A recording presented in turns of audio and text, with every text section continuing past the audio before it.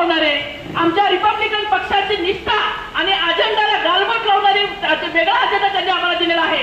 कार्यकर्त्यांना गैरविश्वास दाखवल्यामुळे, कार्यकर्त्यांना मुख्य प्रवाहात घेतल्यामुळे, गटराजीचा चुली वाढून कोणाला तरी दिल्यासारखं कोणाला तरी बदनाम करायचं आणि जाणीवपूर्वक या दलदलीमध्ये कशा पद्धतीने विश्वास संपेल, कशा पद्धतीने संघटन संपेल ही रणनीती आखली.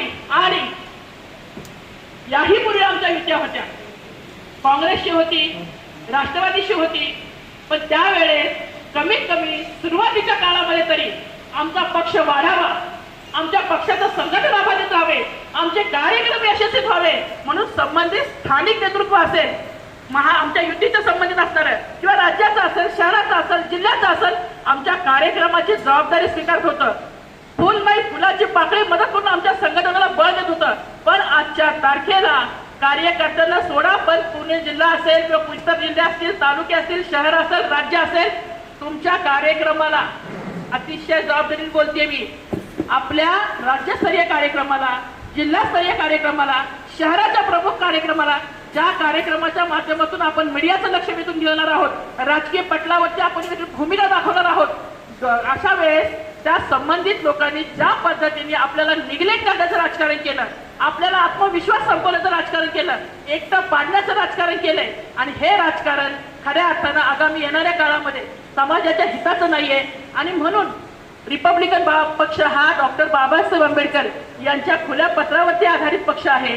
ज्यांनी कोणी आपल्याला आतापर्यंत विरासत मध्ये दिलाय, त्यांनी रिपब्लिकन पक्षाची भूमिका याच्याशी ठाम राहून हा पक्ष इथपर्यंत आणलेला आहे, ही विचारधारा इथपर्यंत आणलेली आहे. गटातटामध्ये आपल्याला विभागून ज्या पद्धतीने आपलं संघटन, आपली निष्ठा आणि आपल्या समाज हिताचे जे काही निर्णय असतील त्या निर्णयाला अतिशय ताकदीने एक व्यक्ती समिती, एक समिती काय म्हणतात ना, एक सदस्य समिती, 2 सदस्यीय समिती, एक दिवसामध्ये आरक्षणाचे वेगवेगळे तुकडे पाडले जातात.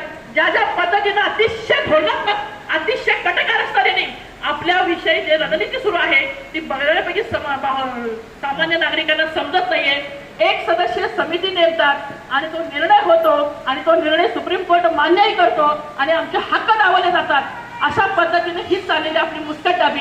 खऱ्या अर्थानं या विविध विषयांवरती रस्त्यावरचे लढे उभे करणारी जमात आपण आहोत, न्यायाने लढे लढणारी जमात आपण आहोत, राजकीय पटलावरती ह्या विषयावरती दबावट निर्माण करणारे आपण आहोत.